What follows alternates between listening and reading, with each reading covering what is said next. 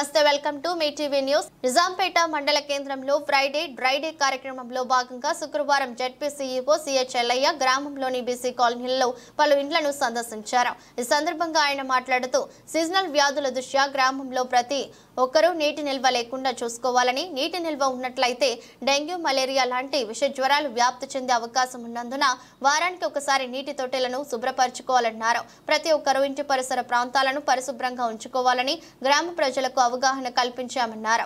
ఈ కార్యక్రమంలో MPDO Rajireddy, MPO Praveen, గ్రామ కార్యదర్శి నరసింహులు, అంగన్వాడీ టీచర్లు రేణుక, మణెమ్మ, దుర్గేశ్వరి, కారోబార్ కొండలరెడ్డి, గ్రామస్తులు తదితరులు పాల్గొన్నారు.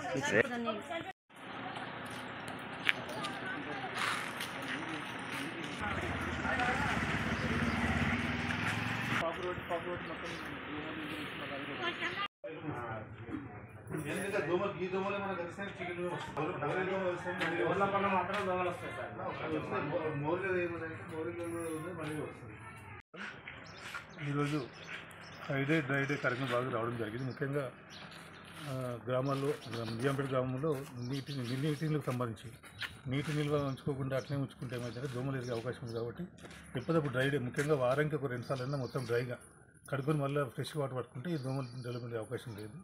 ముఖ్యంగా మంచినీళ్ళతోనే ఈ డెంగ్యూ, చికెన్కు సంబంధించిన దోమలు వస్తాయి. కాబట్టి ఈ నిల్వ ఉంచుకోకుండా ఎప్పుడప్పుడు కడుక్కొని వల్ల ఫ్రెష్ వాటర్ పట్టుకుంటే ఇబ్బంది లేకుండా కాబట్టి అవి చూస్తున్నాం. వాళ్ళకు అవగాహన కల్పిస్తుంది. ముఖ్యంగా ఏంటంటే రోగాలు వచ్చిన తర్వాత ఇబ్బంది పడడం కంటే మొదలే జాగ్రత్త ఉండడం మంచిది కలెక్టర్ ఉద్దేశం. కాబట్టి అందులో భాగంగా ఈరోజు ఫ్రైడే డ్రై డే కార్యక్రమం భాగంగా ఈ గ్రామం సందర్శించి కొద్దిగా అవేర్నెస్ చేయడానికి ప్రయత్నం చేస్తాం.